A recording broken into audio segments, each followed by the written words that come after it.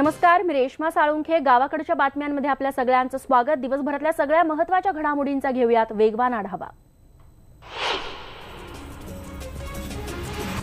कोल्हापुरातले कट्टर प्रतिस्पर्धी आणि हाडबैरी धनंजय महाडिक आणि सतेज पाटलांचा सामना पुन्हा एकदा पाहायला मिळाला. महाआघाडीचे उमेदवार राजू शेट्टींनी हातकणंगलेतून उमेदवारी अर्ज दाखल केला. त्यावेळी दोन्ही प्रतिस्पर्धी हे एकत्र आले. मात्र एकत्र आल्यानंतरही त्यांनी एकमेकांची नजरानजर कटाक्षाने टाळली.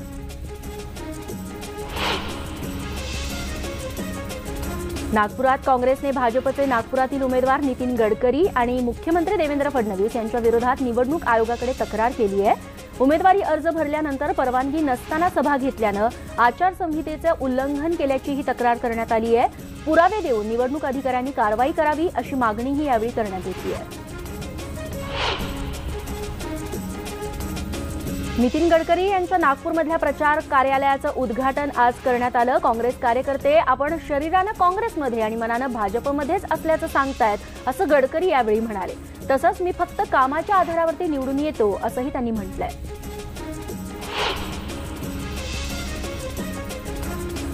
स्वाभिमानी शेतकरी संघटनेचे अध्यक्ष आणि हातकणंगले मतदारसंघातले उमेदवार राजू शेट्टी यांनी कोल्हापूरच्या अंबाबाईचं आज दर्शन घेतलं. त्यानंतर दुपारी 1:30 वाजण्याच्या सुमारास त्यांनी आपला उमेदवारी अर्ज दाखल केलाय. दसरा चौकातून राजू शेट्टी यांच्या कार्यकर्त्यांनी मोठी रॅली काढली आणि शेट्टींचा अर्ज भरण्याच्या निमित्तानं स्वाभिमानी शेतकरी संघटनेनं शक्ती प्रदर्शन केलं. खासदार राजू शेट्टी यांनी उमेदवारी अर्ज दाखल केलेला आहे. आपल्यासोबत बोलण्यासाठी ते आहेत. पहिली प्रतिक्रिया काय? ते तिसऱ्यांदा अर्ज भरलेला आहे. लोकांना ठरवून दे काय ठरवायचं. गेल्या वेळा शेट्टी चिन्ह होतं, यावेळा बॅट आहे. आता IPLचा जमाना आहे, बॅटिंग करायची. म्हणजे शेट्टीनं मोदी सरकारला जाग आली नाही, आता बॅटचा काय उपयोग डोक्यात घालायची. जर सांगून पटत नसेल तर मग बॅट डोक्यात घालायची. मी शेतकरी आहे, कुठल्या अवजाराचा कधी कसा उपयोग करायचा हे मला चांगलं कळतं. तसा करायचं. स्वाभिमानी शेतकरी संघटनेचे खासदार राजू शेट्टी यांनी केलेल्या टीकेला सदाभाऊ खोत यांनी जोरदार प्रत्युत्तर दिलंय. राजू शेट्टी हा लबाड माणूस असून त्यांनी आता आपल्या पराभवाला सामोरं जावं. रक्तांचे फोटो दाखवून भांडवल करणारे राजू शेट्टी आता मात्र शेतकऱ्याच्या रक्तानं हात माखलेल्यांसोबत जात आहेत. सत्तेसाठी अनेक वेळा सोबत हातमिळवणी केली असल्याचा पलटवार देखील सदाभाऊ खोतांनी केलाय. सिंधुदुर्गात भाजपनं अखेर शिवसेनेशी जुळवून घ्यायचं ठरवलं असून भाजपचे कार्यकर्ते आता विनायक राऊतांचा प्रचार करणार आहेत. रत्नागिरी सिंधुदुर्गामध्ये शिवसेनेला मदत करणार नसल्याची भूमिका घेऊन सिंधुदुर्गचे जिल्हाध्यक्ष भाजपचे प्रमोद जठार यांनी कडाडून विरोध केलेला होता. पण आज प्रसाद लाड आणि उद्धव ठाकरेंच्या झालेल्या बैठकीत यावर चर्चा झाल्यानंतर सिंधुदुर्गातले भाजपचे जिल्हाध्यक्ष प्रमोद जठारांनी आपली तलवार म्यान केली आहे. बारामतीच्या खासदार सुप्रिया सुळे यांनी मुख्यमंत्री देवेंद्र फडणवीस यांचं नाव न घेता त्यांना सज्जड दम दिलाय. दौंड, बारामती, इंदापूर हे आमचं कुटुंब आहे. आज माझी जी ओळख आहे ती या मतदारसंघांमुळे आहे. त्यामुळे तुम्ही आमच्या घरात येऊन भांडणं लावण्याचा प्रयत्न करू नका, अशा त्या म्हणाल्या. कारण सुप्रिया सुळे विरुद्ध कुल यांना निवडणुकीच्या रंगणात उतरवण्यात आलेलं आहे. पुण्यात काँग्रेसच्या जागेचा घोळ अजूनही सुरूच आहे. इतका की आता संभाव्य उमेदवार देखील कंटाळलेत. एकानं माघार घेतली आहे तर दुसऱ्यानं थेट प्रचारच सुरू केलाय. प्रवीण गायकवाड यांनी माघार घेतलेली आहे उमेदवारीपासून. दुसरीकडे अरविंद शिंदे आणि मोहन जोशी यांच्यातली रस्सीखेच मात्र सुरूच आहे. दुसरीकडे पुण्यात अरविंद शिंदे यांनी उमेदवारी जाहीर होण्याआधीच प्रचाराला सुरुवात केली आहे. त्यांनी सामाजिक कार्यकर्ते बाबा आढाव यांची आज भेट घेतली. तसंच त्यांच्या अन्य भेटीगाठी देखील सुरू झाल्या आहेत. ईशान्य मुंबई लोकसभा मतदारसंघातून भाजप उमेदवारीसाठी केंद्रीय रेल्वे मंत्री आणि अर्थमंत्री पियुष गोयल आणि मनोज कोटक यांची नावं आघाडीवरती आहेत. भाजप केंद्रीय संसदीय समिती येत्या 2 दिवसात दोघांपैकी एकाचं नाव ईशान्य मुंबईसाठी अधिकृतरित्या जाहीर करण्याची शक्यता आहे.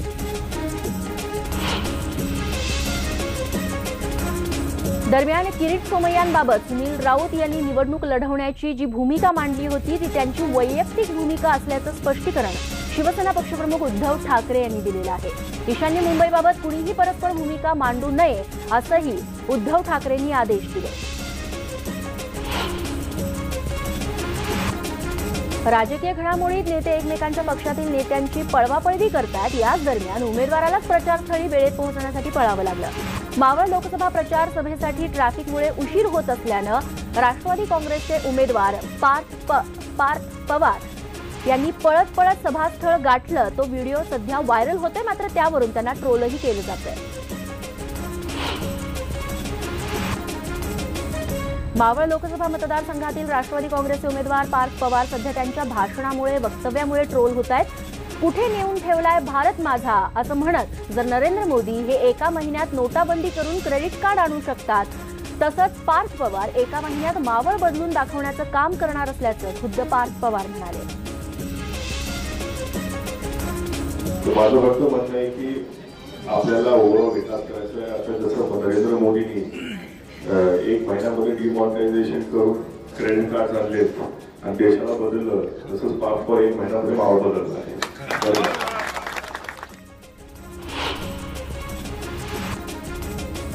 राज्याचे सामाजिक न्याय राज्यमंत्री दिलीप कांबळे यांच्या विरोधात औरंगाबादमध्ये फसवणुकीचा गुन्हा दाखल करण्यात आलाय.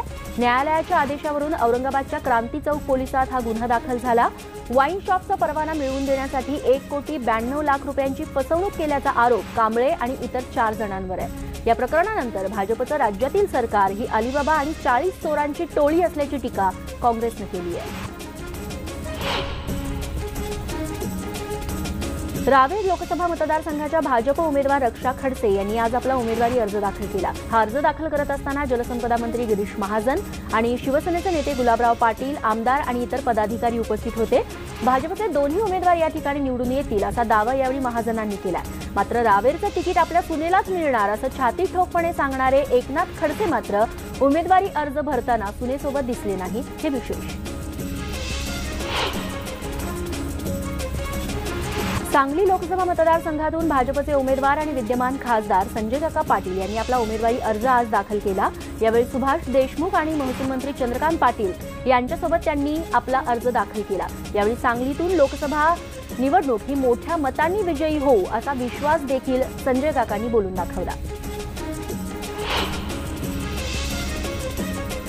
जळगाव लोकसभा मतदारसंघाचे राष्ट्रवादी काँग्रेसचे उमेदवार गुलाबराव देवकर यांनी आज शेकडोंच्या उपस्थितीमध्ये आपला उमेदवारी अर्ज दाखल केलाय. यावेळी शिवतीर्थ मैदानावरून भव्य प्रचार रॅलीही काढण्यात आली. या रॅलीमध्ये प्रभारी दिलीप वळसे पाटील, माजी विधानसभा अध्यक्ष अरुणभाई गुजराथी यांच्यासह आघाडीचे नेते, पदाधिकारी आणि कार्यकर्ते मोठ्या संख्येनं सहभागी झाले. बारामतीत भाजपच्या उमेदवार कांचन कुल यांचा जोरदार प्रचार सुरू आहे. कांचन कुल यांनी इंदापूरमधील विविध गावातील मतदारांच्या भेटी घ्यायला सुरुवात केली आहे. यावेळी कांचन कुल यांचे पती आमदार राहुल कुल यांनी देखील इंदापुरातील मतदारांबरोबर गाव भेटीतून संपर्क साधायला सुरुवात केली आहे. लोकसभा निवडणुकीसाठी उमेदवारी अर्ज दाखल झाल्यानंतर छाननी प्रक्रिया पूर्ण झाली आहे. परभणी लोकसभेसाठी 21 उमेदवारांचे अर्ज वैध ठरवण्यात आले. यात राजकीय पक्ष आणि संघटनांसोबत 8 अपक्ष उमेदवारी देखील मैदानात उतरले. त्यामुळे आता राजकीय घटनाक्रम यांना वेग आला असून प्रमुख राजकीय पक्षांना अडचणीचे ठरणाऱ्या उमेदवारांची मनधरणी करायला आता सुरुवात झाली आहे. लोकसभा निवडणुकीच्या तोंडावर शेतकरी आक्रमक झालेत. पीक विमा मिळत नसल्यानं पाथरी तालुक्यातील 6 गावांनी मतदानावरती बहिष्कार टाकलाय. शेतकऱ्यांना विमा मिळत नसल्याची तक्रार या शेतकऱ्यांनी उपजिल्हाधिकाऱ्यांकडे केली आहे. आपल्या मागण्या मान्य झाल्याशिवाय मतदान करणार नाही असा निर्णय इथल्या गावकऱ्यांनी घेतलाय.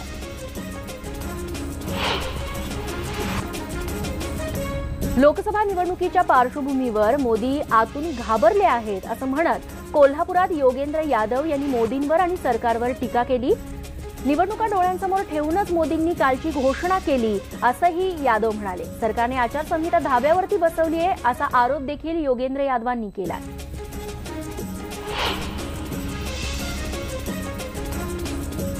अहमदनगरमध्ये नेत्याच्या प्रचारासाठी वेगवेगळे फंडे वापरले जाताना बघायला मिळतंय. अहमदनगरमधील भाजपचे उमेदवार डॉक्टर सुजय विखे पाटील यांच्यासाठी एका तरुणानं आपल्या लग्नपत्रिकेतून मतं देण्याची मागणी केली आहे. लग्नात आहेर नको, पण सुजय विखे पाटलांना मत द्या असं स्पष्टपणे शेख कुटुंबानं पत्रिकेत सर्वात शेवटी लिहिलंय.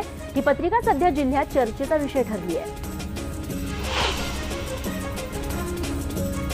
दापोली विधानसभा मतदारसंघात आतापासूनच राष्ट्रवादी काँग्रेसचे उमेदवार सुनील तटकरे यांनी जोरदार प्रचार सुरू केलाय। या प्रचार सभेत प्रतिस्पर्धी शिवसेनेचे उमेदवार उद्योगमंत्री अनंत गीते आणि देशाचे पंतप्रधान नरेंद्र मोदी यांच्यावरती जोरदार हल्ला चढवण्यात आला। देशातील तरुणांना दरवर्षी 2 कोटी रोजगार देण्याचं आश्वासन भाजपकडून देण्यात आलं होतं, मात्र प्रत्यक्षात रोजगार मिळाला नाही। रायगड लोकसभा मतदारसंघात गीतेंनी किती रोजगार दिले असा प्रश्नही यावेळी उपस्थित करण्यात आला।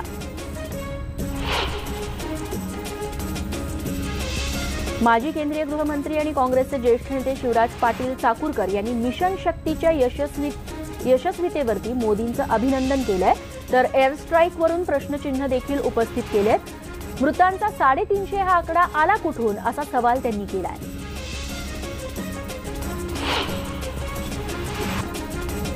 नाशिक लोकसभा मतदारसंघातील आघाडीचे उमेदवार समीर भुजबळ हे पत्नीसह राष्ट्रवादी काँग्रेस अध्यक्ष शरद पवार यांना भेटण्यासाठी मुंबईत गेले। त्यावेळी त्यांनी मुंबई नाशिक या रेल्वे प्रवासामध्ये चक्क भाषणही केलं।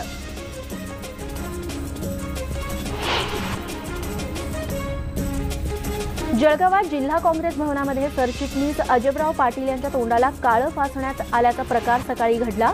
काँग्रेसच्या महिला जिल्हाध्यक्ष अरुणा पाटील यांनी काही दिवसांपूर्वी जिल्हाध्यक्षांच्या नावे भीक मागू आंदोलन केलं होतं। त्यानंतर त्यांना अध्यक्षपदावरून काढून टाकण्यात आलं। आज सकाळी 10:30 वाजण्याच्या सुमारास अरुणा पाटील या काही समर्थकांसह काँग्रेस भवनमध्ये पोहोचल्या। सरचिटणीस अजबराव पाटील यांना त्यांनी जाब विचारण्यास सुरुवात केली। यावेळी वाद झाल्यानं अजबराव पाटील यांच्यावरती शाई फेकत त्यांच्या तोंडाला काळं फासण्यात आलं। नाशिकच्या आडगाव शिवारातील हिरावाडी भागात आज पहाटे पोलीस आणि दरोडेखोर यांच्या चकमकीचा थरार झाला। ज्वेलरी शॉपवरती दरोडा टाकून पळण्याच्या प्रयत्नात असलेल्या 5 संशयितांना गस्तीवरती असलेल्या पोलिसांनी हटकलं आणि ही चकमक सुरू झाली। एका चोरीच्या इंडिका कारमधून पळणाऱ्या दरोडेखोरांच्या मागे पोलीस लागले आणि त्यातच इंडिकाचा अपघात झाला। या झटापटीत त्यातील एकानं पोलिसांवरती चक्क फायरिंग केलं। नाशिकच्या आडगाव परिसरातील सराफा दुकानावरती दरोडा प्रकरणातील दरोडेखोरांना मनमाड पोलिसांनी ताब्यात घेतलंय। दरम्यान मनमाड रेल्वे स्थानकावरती आरपीएफच्या पथकानं या दरोडेखोरांना पकडून पोलिसांच्या हवाली केलं।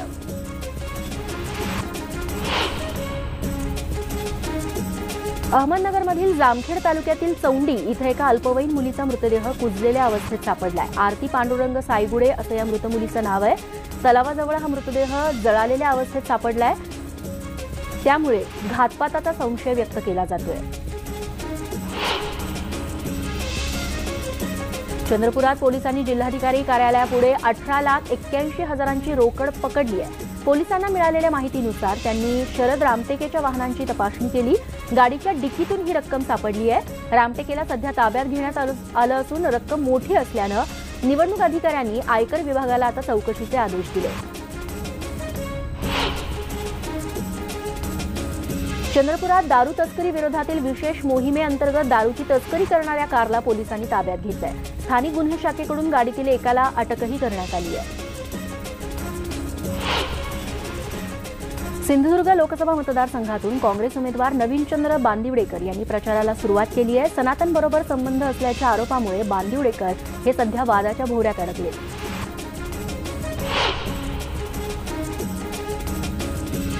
ईव्हीएमच्या स्ट्रॉंग रूम बाहेर खासगी सुरक्षा रक्षक नेमणार असल्याचं काँग्रेस उमेदवार नाना पटोले यांनी सांगितलंय।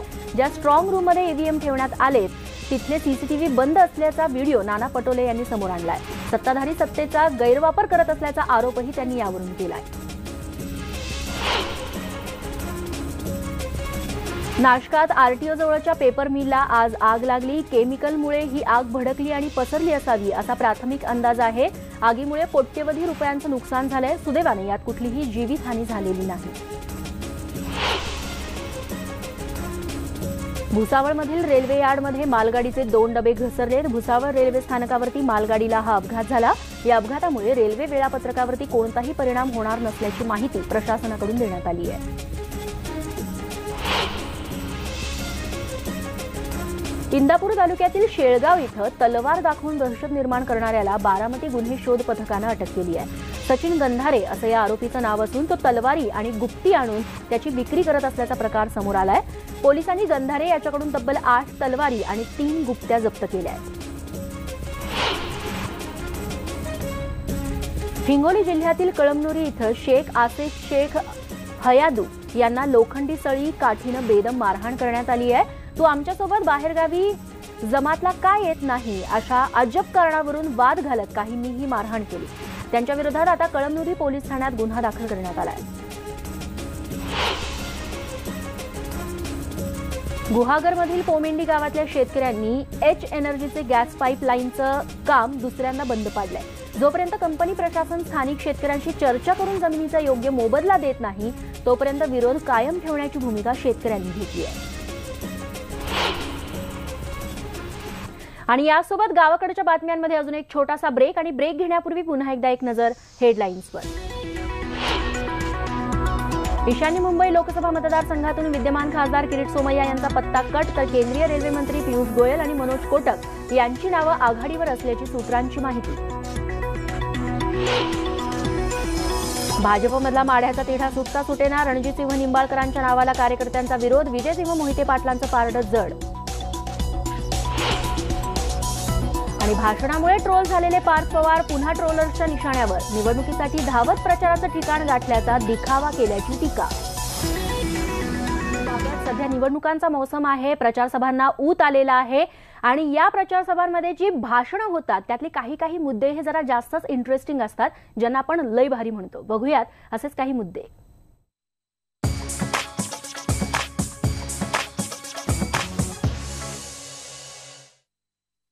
हे आश्चर्य मला एकाच वाटतंय, बाहेरून येतात, हेलिकॉप्टरमधून उतरतात आणि बारामती आणि दौंडवाल्यांच्या अंतराबद्दल बोलतात. मला त्यांना सांगायचंय की तुम्ही नागपूरला राहता, नागपूरचेच राहा, आमच्याशी पंगा घेऊ नका. दौंड, बारामती, इंदापूर आणि पुरंदर. त्याच्यामुळे मला बाहेरच्यांना चेतावणी देते, प्रेमाने देते. हा आमचा प्रश्न आहे. दौंड, इंदापूर, बारामती, पुरंदर, खडकवासला, भोर, वेल्हा, मुळशी हा जिल्हा माझा जिल्हा आहे. गेले 10 वर्ष जी काय माझी ओळख त्या देशात झाली या समस्त जनतेमुळे झाली आणि आमचं एक प्रेमाचं नातं आहे. तुम्ही इकडे येऊन उगाच आमच्या भांडणं लावायला बसली काय काठ या सुप्रिया सुळेची माझ्या घरामध्ये येऊन काहीतरी गडबड केली ना तर मग मी तुम्हाला ऐकत नाही हे मी तुम्हाला सांगून सांगते. त्यामुळे आपलं नागपूरचं बंडल तिथेच ठेवा. जीन पॅन्ट आणि टी शर्टच घातला होता. साहेब गाडीत बसण्याच्या आधीच मी समोर उभा राहिलो, 10 फुटावर होतो. साहेबांनी माझ्याकडे नजर मारली, म्हणले काय रामदास सारखं दिसतोय आज. मोदी वाटेमध्ये परवा दिवशी गेलो, तिकीट मिळते अशी आशा आहे. साहेबांकडे गेलो, साहेबांना परिस्थिती सांगितली. साहेब म्हणले जरा बाहेर जायचंय. लिफ्ट मध्ये आलो, लिफ्ट मध्ये एक माजी आमदार, त्यांचे पीए साहेब लिफ्ट मध्ये गेले आणि मी पाऊल ठेवलं, लिफ्टचा सायरन वाजला ओव्हरवेटचा. साहेब म्हणले नेते आता वजनदार झाले. आणि यासोबत गावाकडच्या बातम्यांमध्ये आता वेळ झाली आहे इथेच थांबण्याची. ताज्या घडामोडींसाठी बघत रहा न्यूज 18 लोकमत.